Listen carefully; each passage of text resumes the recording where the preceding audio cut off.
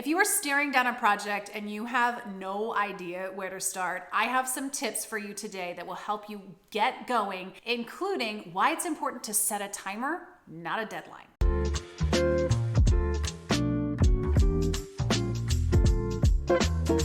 Hi there, it's Julie with SortWell Organizing Company, where it's my goal to help you get sorted to live well. So when I'm working with clients, I hear all the time, I just don't know where to start. Where to begin, where to begin. It's a huge mess. It's making you feel overwhelmed. I get it. It's hard to kind of figure out what the first step should be. It's really not about looking at the entire picture, because sometimes when it's a big project, that can just make you feel overwhelmed. So you just want to start small. Just tell yourself, I cannot put this off any longer. So don't delay, you get started right then and there. I'm not saying you have to finish the project that day, but when I say don't delay, I just mean start with something small. Tackle that one small section. If you're in a closet, start going through your clothes and looking for things that you no longer want. That can be an easy first step. If you're in a pantry, start pulling out expired food. Look at those expiration dates. That's an easy place to get going. It's actually expired. Ooh.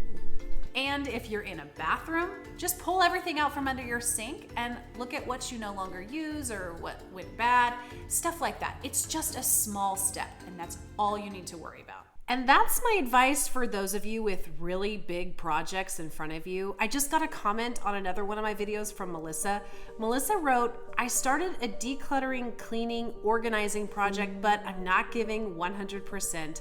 Now my whole house is full of clutter because of all of my half-finished rooms. Everything's everywhere. Well, Melissa, I understand it is so easy to get overwhelmed. It happens to me too. Sometimes I walk into a job and I just think to myself, oh my. I don't know what to do. I don't know where to start. But I remind myself, I just have to start somewhere. Once I get in there, once I get going, I start to feel confident again. The next thing, if you're needing a little additional help, is to get inspired. Go on Pinterest, search kitchen organization tips, closet organization.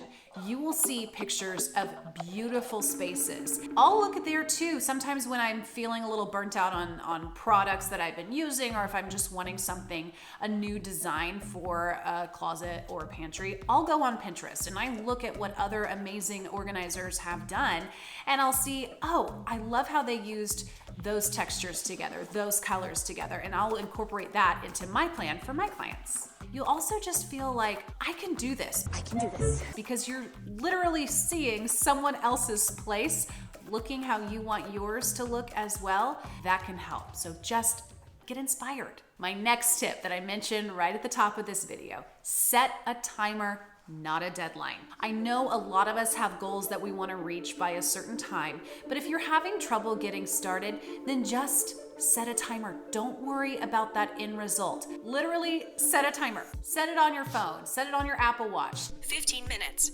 starting now.